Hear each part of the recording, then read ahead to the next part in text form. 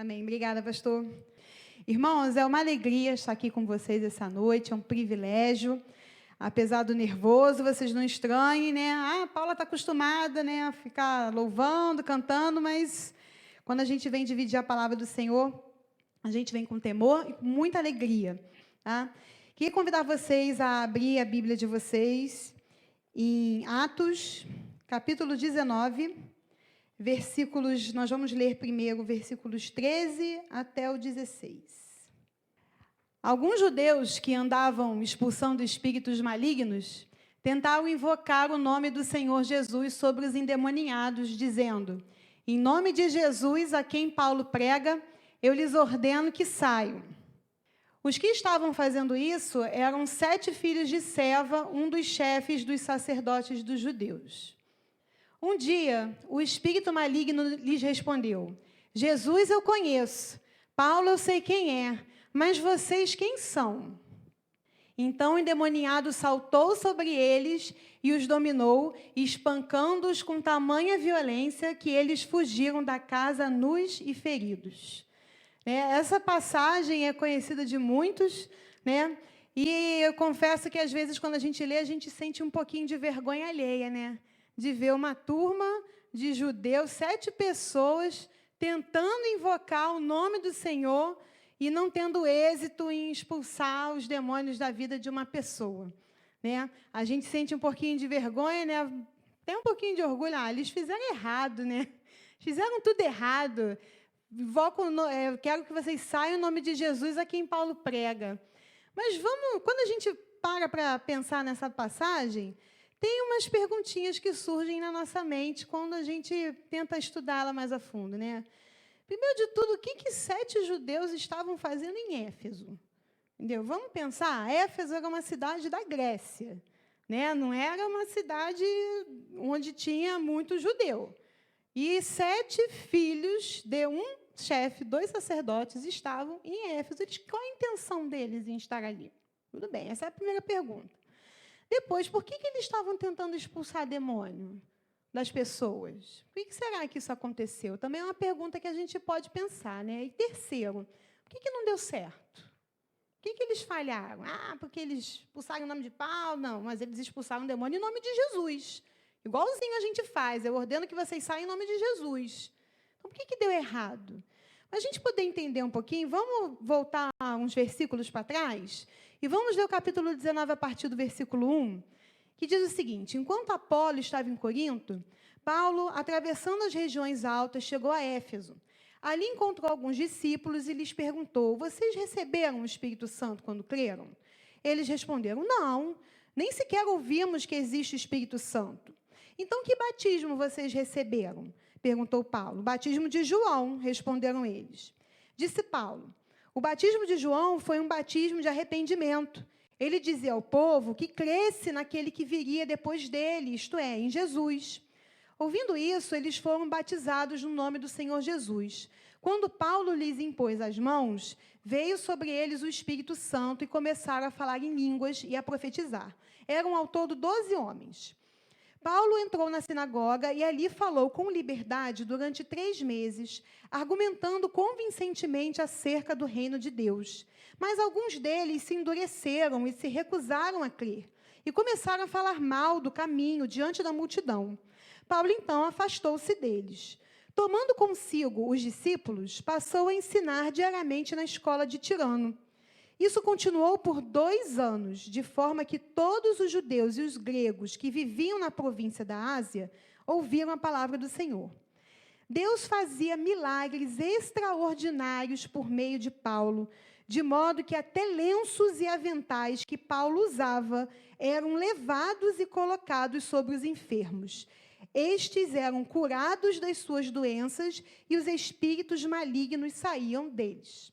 Quando a gente coloca o versículo 11, em contraponto com os versículos que a gente leu primeiro, a gente vê Paulo, um homem cheio do Espírito Santo, que encontrou crentes na cidade de Éfeso, impôs as mãos sobre eles e eles receberam o Espírito Santo.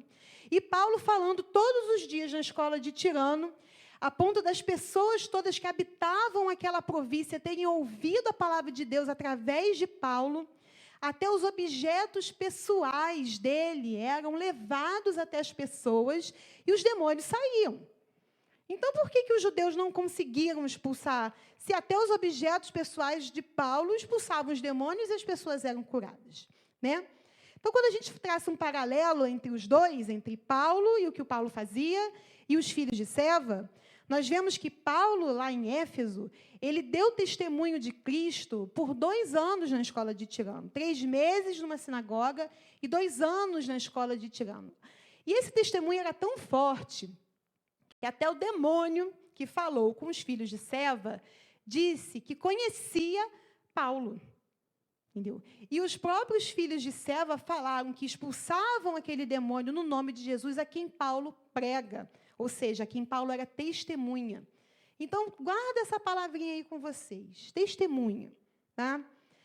Outra coisa, Deus manifestava o seu poder, né, através de Paulo, e quando a gente lê os 2 versículos juntos, não dá a impressão que os filhos de Seva queriam imitar?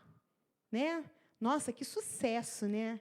Os objetos de Paulo expulsando demônios, né? Pode parecer que era um sucesso.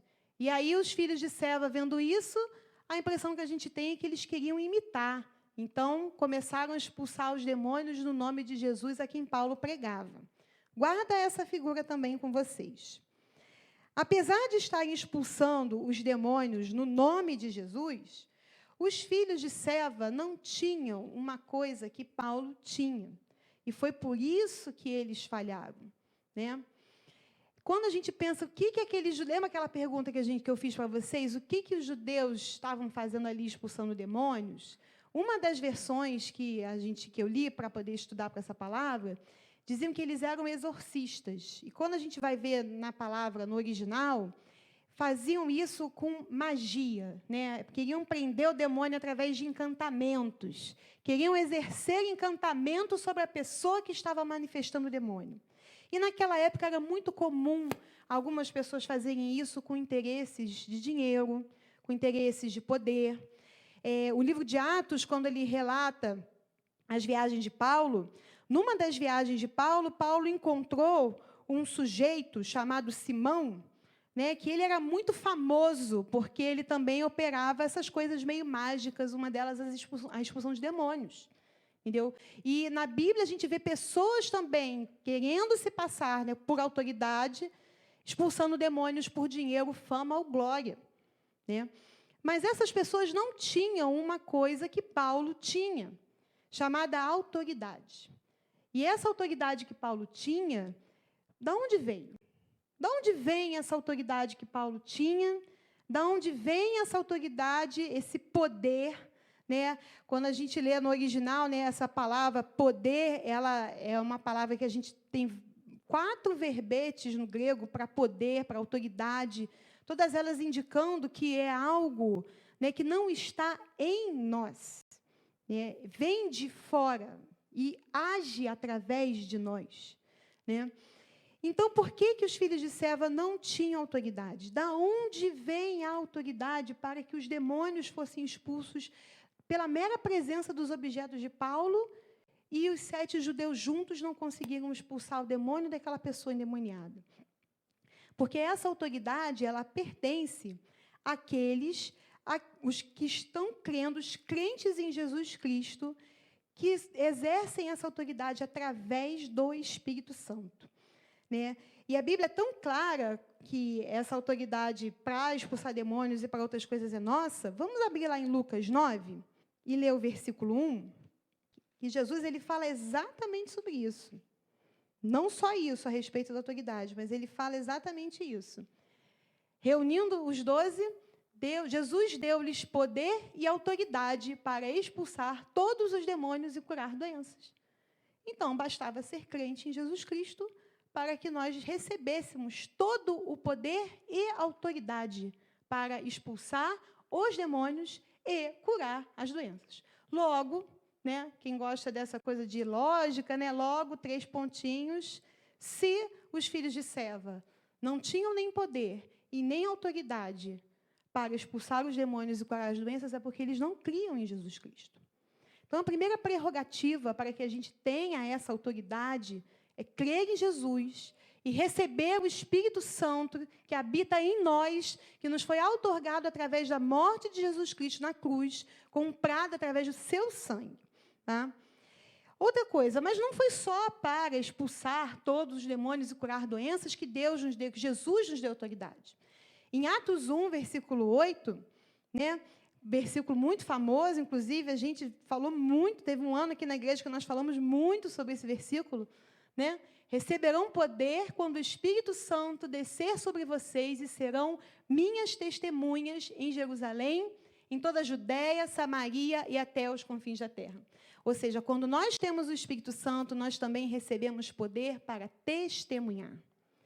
Uma das principais diferenças entre Paulo e os filhos de Seva é que Paulo, lá em Éfeso, ele dava testemunho de Cristo. Né? Ele ficou 2 anos pregando na escola de Tirano, que era um sujeito que era grego, que ofereceu uma sala para ele, provavelmente era uma escola mesmo, onde se ensinava filosofia, provavelmente. E Paulo usou aquele espaço para todos os dias testemunhar de Jesus Cristo, a ponto de todos os que habitavam, judeus e gregos que habitavam naquela província, ouviram falar de Jesus. E, muito provavelmente, aquela salinha lá onde se ensinava a filosofia que Paulo usou durante 2 anos, foi por onde o evangelho entrou na Ásia. Então, Paulo era testemunha, e então o Espírito de Deus deu a Paulo poder para testemunhar. Deu a Paulo autoridade, e essa autoridade que estava em Paulo era a autoridade que ele usava para expulsar os demônios. E por que os filhos de Seva não tinham? Porque eles não eram testemunhas de Jesus. Né? E por isso não tinham essa autoridade. Em Mateus 28, 18, vamos continuar, diz assim: então Jesus aproximou-se deles e disse: foi-me dada toda a autoridade no céu e na terra. Entendeu? Então, essa autoridade Jesus comprou na cruz para nós. Entendeu? E deu para a gente através do Espírito Santo. Né? Lá em Efésios 1, 20 e 23, vamos ler rapidinho? Esse poder ele exerceu em Cristo, né, de quem ele está falando? De Deus. Né? Deus exerceu esse poder em Cristo, ressuscitando dos mortos e fazendo-o assentar-se à sua direita nas regiões celestiais, muito acima de todo governo e autoridade, poder e domínio, e de todo nome que se possa mencionar, não apenas nesta era, mas também na que há de vir. Deus colocou todas as coisas debaixo de seus pés e o designou como cabeça de todas as coisas para a igreja, que é o seu corpo, a plenitude daquele que enche todas as coisas em toda e qualquer circunstância. Ou seja, através da vitória de Jesus Cristo na cruz, o Espírito Santo, Deus, através do poder que habita em Deus, através do dinamis de Deus, Cristo foi ressuscitado. E através da ressurreição de Cristo, porque Cristo foi o varão perfeito, que não pecou, através do seu sangue, ele comprou para nós essa autoridade. Né? E como Cristo é o cabeça da igreja, como todas as coisas foram colocadas debaixo do pé de Cristo, o poder, né? E esse versículo é um barato, desculpa falar esse tema, é um barato. Pelo seguinte, nestes 3 versículos estão todos os verbetes de poder que existem na Bíblia. O poder dinamis, que é o poder de Deus se movimentando em Cristo para o ressuscitar dos mortos. O poder força, que Jesus exerceu agora sobre todo o principado e potestade, toda a força e todo o governo, que é kratos, que é da onde vem a palavra cracia. Jesus exerce agora domínio sobre o governo desse mundo, domínio sobre as forças desse mundo, sejam elas terrenas ou espirituais, e esse mesmo poder que habita em Cristo, como cabeça, ele delegou à igreja, que sou eu e sou você. Então, assim, nós temos à nossa disposição tudo isso. Né? E aí vem os filhos de Seva, tentam imitar a Paulo, tentando operar uma autoridade que eles não tinham. Tá? Então, existe uma autoridade em Jesus Cristo, existe uma relação de poder que é exatamente vinda de Deus, habitando em Jesus, sendo dada à igreja para que nós exerçamos. Né? A Bíblia é muito clara nessa questão da autoridade, do poder. A Bíblia fala que existe uma ordem, né? Inclusive, em Hebreus 7,7 fala que aquele que é superior abençoa quem é inferior, ou seja, aquele que tem autoridade abençoa quem não tem autoridade ou quem tem menos autoridade. Né? Existe um poder que é outorgado para nós com um propósito. Agora, existe também uma autoridade que não é outorgada para nós. Os filhos de Seva falharam porque eles estavam tentando exercer uma autoridade não autorizada, porque eles não eram crentes em Jesus. Por isso eles falharam. E aí nós podemos nos colocar numa posição, né, de, falhou, errou, fez tudo errado, né? Jamais faria uma coisa igual a essa, expulsar um demônio em nome de Jesus, a quem Paulo prega. A mesma coisa que eu dizer, eu expulso esse demônio, eu curo essa doença em nome de Jesus, a quem o pastor Lúcio prega. É a mesma coisa de dizer isso. Mas nós não fazemos isso, né? Eu não faço, o pastor Lúcio não faz, não, longe de nós fazermos isso. Mas vamos parar para pensar e trazer uma aplicação prática para a nossa vida em relação a isso. Né? Então, a gente falou que existe uma autoridade que foi dada por Deus a Jesus Cristo, uma autoridade que Jesus entregou à igreja e exerce através do Espírito Santo.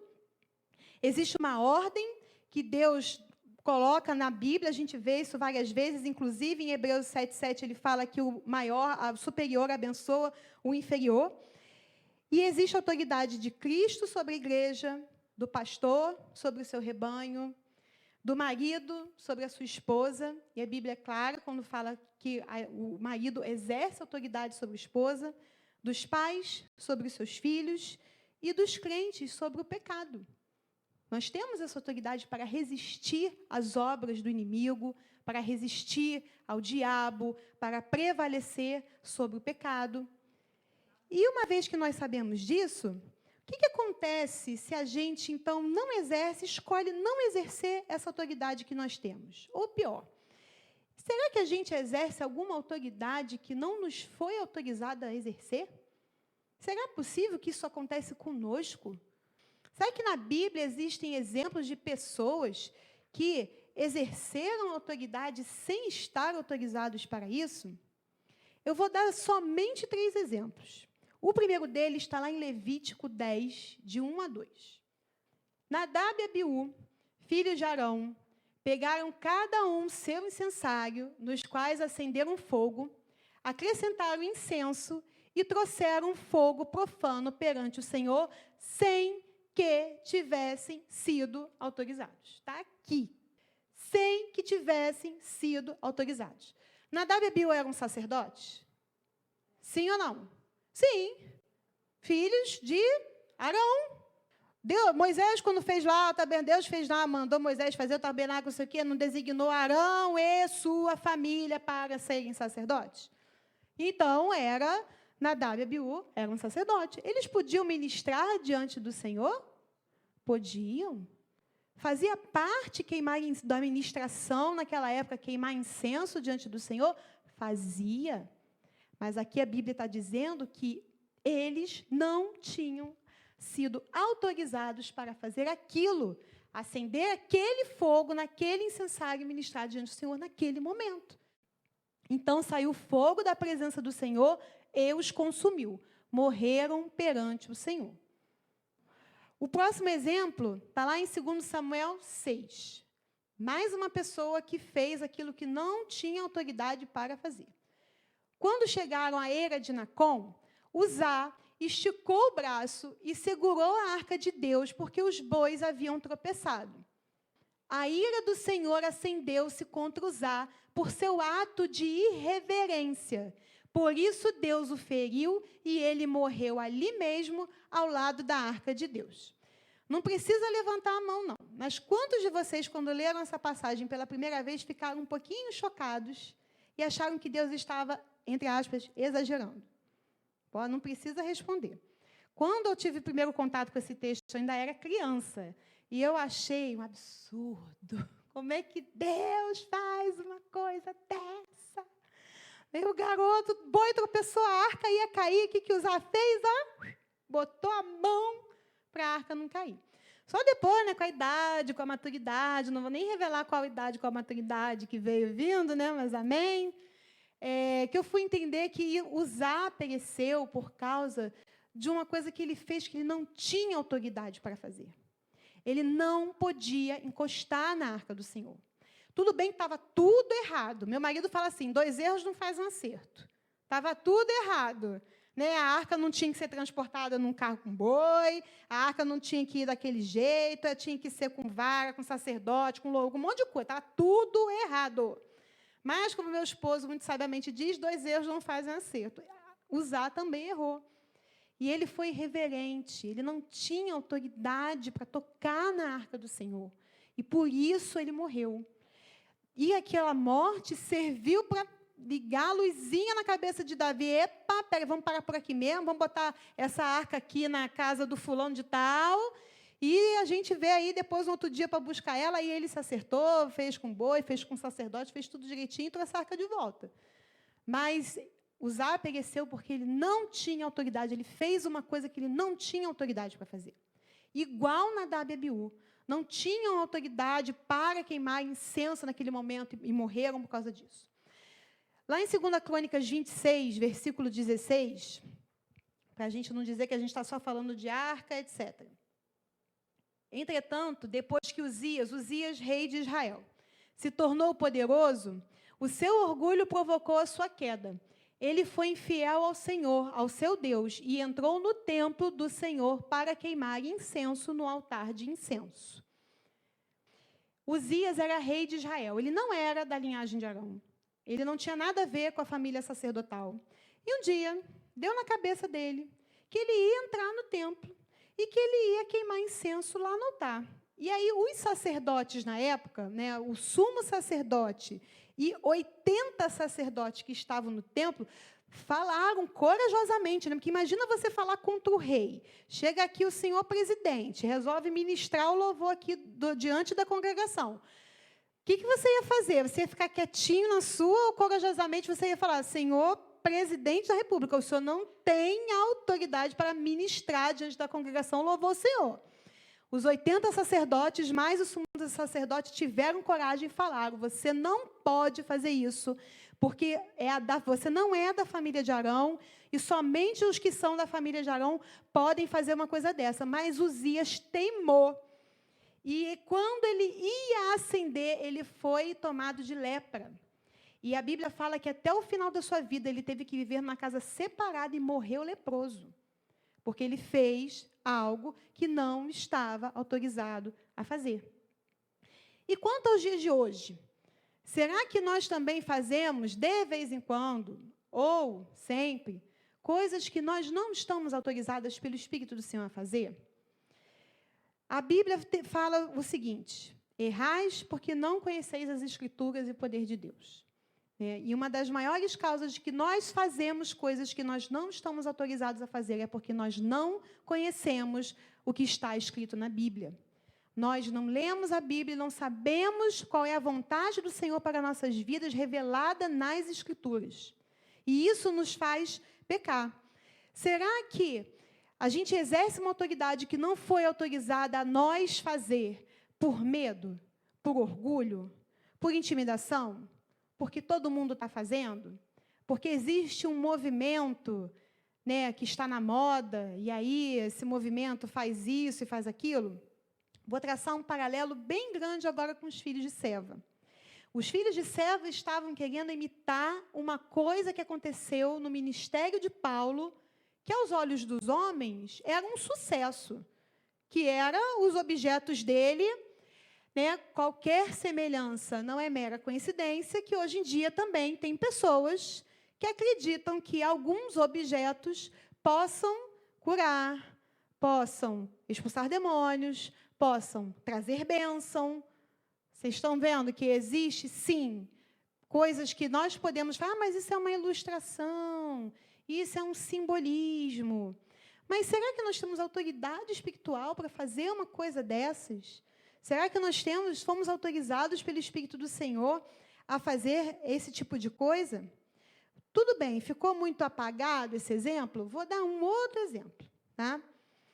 Nós falamos, né, que a Bíblia diz, né, diz em 1 Coríntios 11:3, diz em outros textos de Coríntios, que o marido exerce autoridade sobre a esposa. E todos quem são crentes em Jesus Cristo há bastante tempo já ouviram, entendem, compreendem essa realidade espiritual de que o cabeça da igreja é Cristo e o cabeça da esposa é o marido. Amém? Todos entendem isso, amém? Mas vocês conhecem alguma esposa que lidera a sua casa?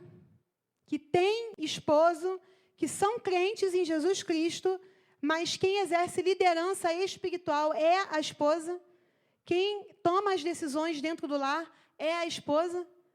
Isso acontece muito nos dias de hoje. E é por isso que a Bíblia fala, não é à toa que vocês estão fracos e doentes, vocês estão marcando bobeira. Vou dar um exemplo pessoal.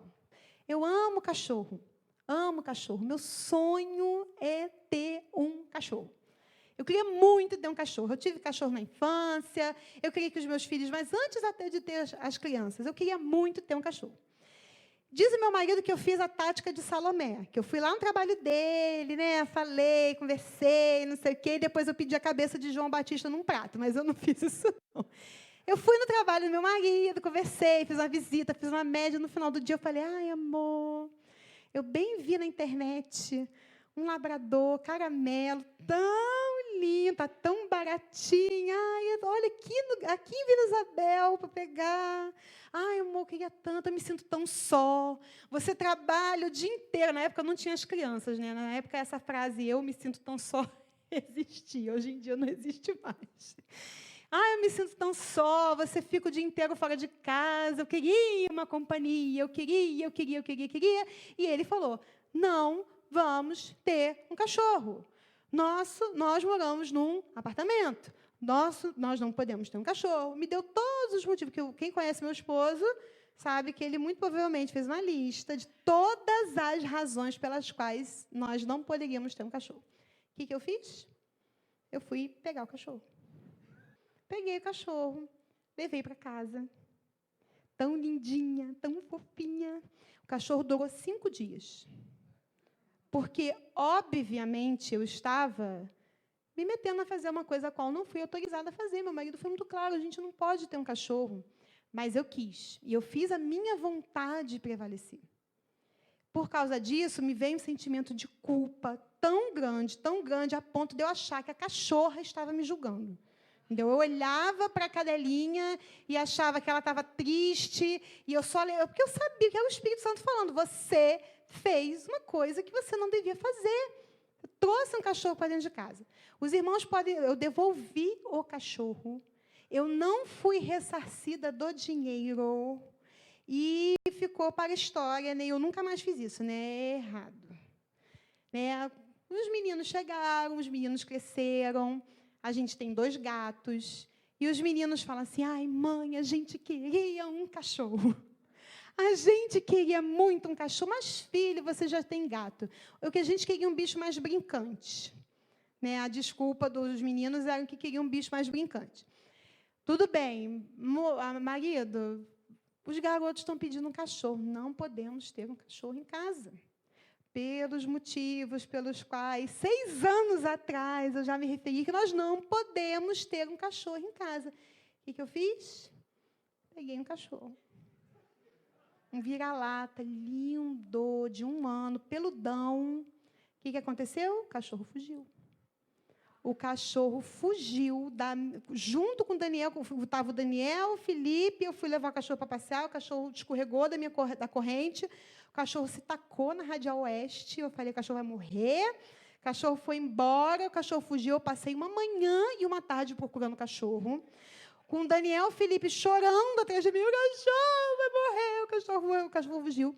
Eu fui acusada de maus tratos, e isso foi bem sério, porque quem achou o cachorro disse que o cachorro estava não sei o que, não sei o que, não sei o que lá. Nesse dia eu me rendi, eu falei, Senhor Jesus, me perdoe, porque eu, de novo, eu me insurgi contra o meu esposo, e agora só vou ter cachorro no dia que o Marco falar, vamos ter um cachorro? Aí, nesse dia, eu vou ter um cachorro. Eu fiz uma história engraçadinha, mas o princípio é o mesmo. O marido ele deve exercer autoridade dentro do lar dele, mas nós vemos hoje em dia, por causa do feminismo, do protagonismo feminino e de muitas outras coisas dos quais a gente não tem tempo e não é o tema da mensagem hoje, nós vemos as mulheres exercendo uma autoridade que não foi outorgada a elas exercer. E a exemplo de Nadab, de Abiú, de Uzá, de Uzias, isso vai trazer morte, isso vai trazer condenação, isso vai trazer enfraquecimento do relacionamento, enfraquecimento do casamento, não vai trazer bênção. Quando isso acontece dentro do lar. Tá? E quando, tudo bem, não são casados, temos solteiros, amém, mas quando nós fazemos coisas que não estamos autorizadas a fazer, que nós não temos autoridade para fazer, porque nós somos movidos por o que nós acreditamos, os nossos desejos, os nossos medos, né? Coisas que nós somos tomadas, né? Tomamos atitudes, né? Com muitas das vezes justificando que nós fazemos isso para salvar vidas, para pregar o evangelho. Eu vou dar um exemplo. Para a gente estar aqui na equipe de louvor, né? Por exemplo, o pessoal da equipe de louvor tem uma liberação dos pastores para estarem aqui ministrando a Deus na frente da igreja. Né? A Drica, ela foi ungida como líder do Ministério de Louvor, e quem está ministrando o louvor também tem uma liberação da parte de Deus para fazer isso. A Giovana tem 16 anos. Quando ela está dirigindo o louvor e eu estou no vocal, eu me submeto à autoridade que está sobre a Giovana. Mas a linha de pensamento não é que eu me submeto à Giovana, afinal de contas, ela é uma adolescente. E, conforme o pastor Lúcio disse, eu sou uma senhora. Entendeu? Assim. Mas eu me submeto à autoridade do Senhor que está na Giovana. Muitas das vezes a gente erra, né? E a gente busca o poder de Deus e busca a autoridade de Deus, porque a gente entende que ela é um poder místico, que ela é um poderzinho, uma coisa sobrenatural, mágica, e ela não é isso. Né? A autoridade que nós temos, que Deus nos entregou, nós temos que acreditar que é uma coisa que está em Deus, não está em mim. E por isso que eu posso me submeter ao pastor, por isso que eu posso me submeter à liderança, porque eu creio na autoridade que vem de Deus que está sobre eles. Por exemplo, muitas das vezes vocês ouvem falar sobre imposição de mãos, né?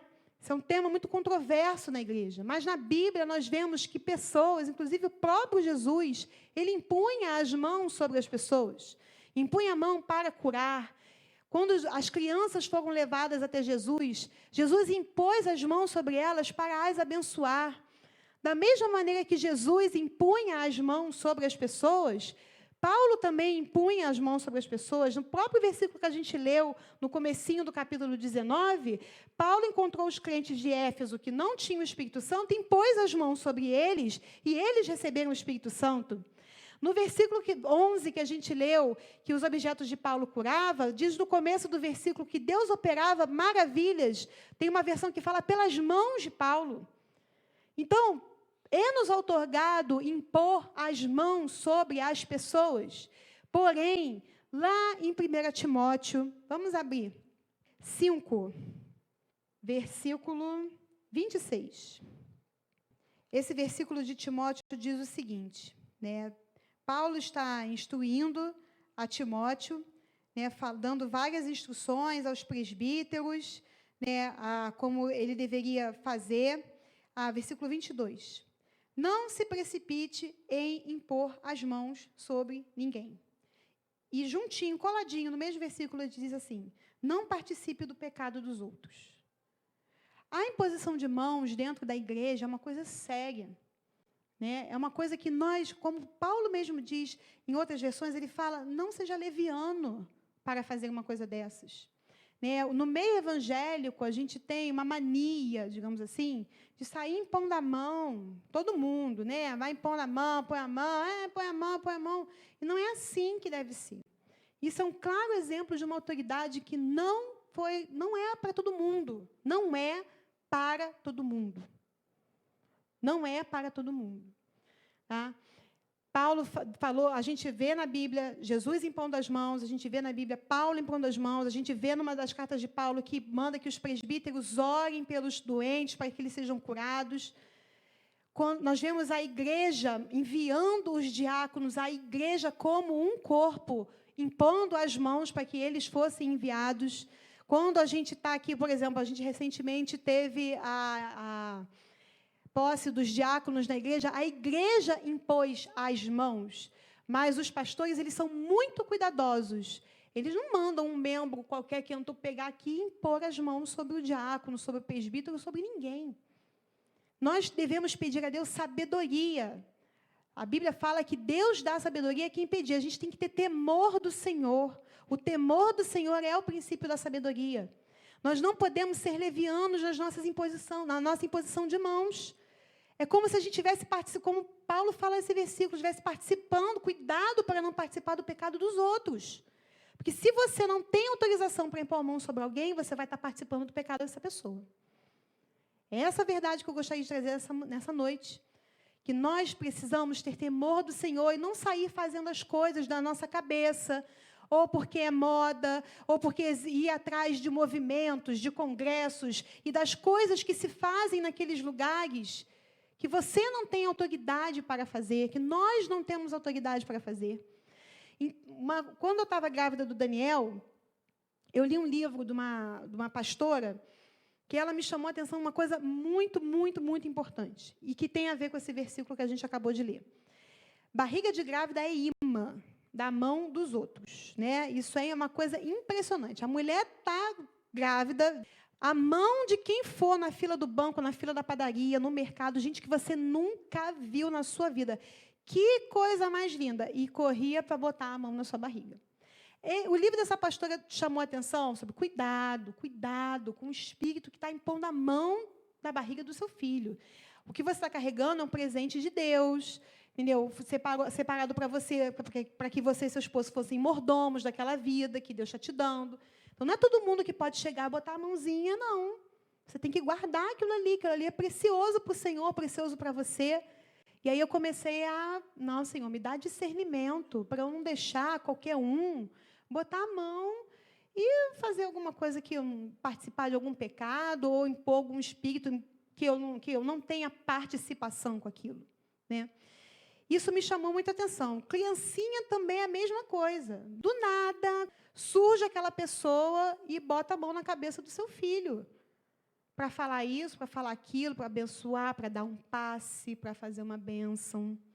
E muitas das vezes nós deixamos porque é um parente, porque é um chefe, porque é um amigo.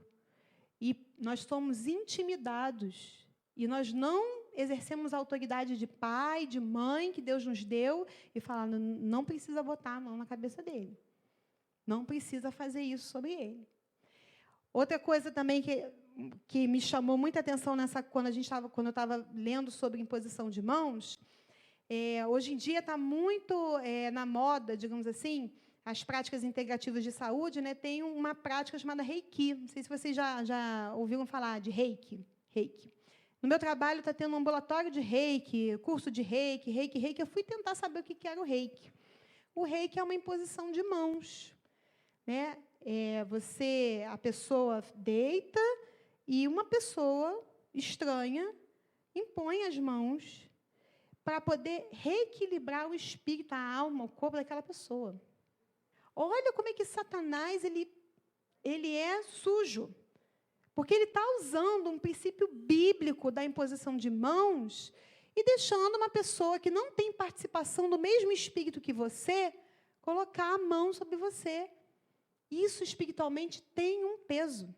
E nós precisamos estar atentos a isso, estarmos atentos. Se você tem dúvida, como eu tenho às vezes muita dúvida, Senhor, eu peço, Deus, dá-me discernimento. Abre os meus olhos, não deixe que eu seja como Paulo falou para Timóteo, seja leviano. Nem para exercer uma autoridade que a mim não foi otorgada exercer, nem para deixar que alguém que não tem autoridade sobre a minha vida exerça essa autoridade sobre mim. Eu não quero cair nessa condenação. Tá? Então, como é que nós podemos fazer? E agora? O que vai ser de nós, digamos assim?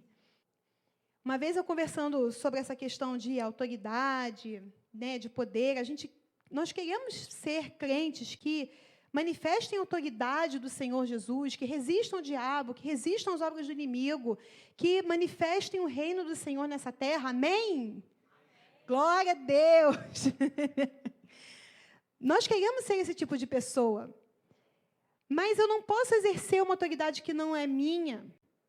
Mas eu posso andar com aquele que tem autoridade. Eu não preciso me preocupar, e eu dou graças a Deus por isso, em exercer uma autoridade que não é minha, se eu andar com quem tem o poder, com quem tem a autoridade.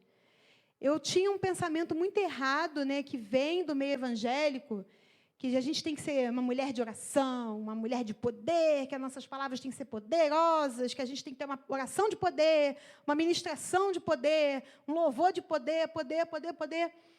E isso traz um peso sobre a nossa vida, né? Porque a gente tem que buscar poder, buscar poder. Como é que a gente vai buscar poder? A gente não tem que buscar poder, a gente tem que buscar quem tem o poder. Andar com Deus, manifestar as obras daquele com quem nós andamos, que é Jesus Cristo. Se nós estivermos andando com o Senhor, buscando a face do Senhor, Ele certamente falará para nós onde a gente tem que fazer e onde a gente não tem que fazer. Mas, para isso, a gente precisa ter temor, né? Ter temor do Senhor, ter entendimento.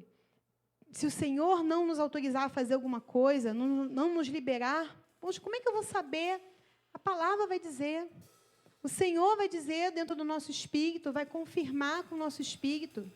E nós não exerceremos uma autoridade a qual nós não fomos autorizados a exercer. A Bíblia fala de diversas situações, né? Quem tem autoridade, que é o maior que abençoa, que é o superior que abençoa o inferior, entendeu? Que o pastor exerce autoridade sobre o seu rebanho, que o marido exerce autoridade sobre a sua esposa, que os pais exercem autoridade sobre os seus filhos. E a gente vê tanta gente com medo de exercer essa autoridade, até com os filhos, com as crianças, entendeu? Deixando que as crianças exerçam autoridade dentro de casa. Elas é que mandam, elas que decidem. Não podem ser assim. Deus nos deu autoridade. E se nós buscarmos o Senhor e tivermos temor do Senhor, nós não incorreremos nessa condenação. Amém?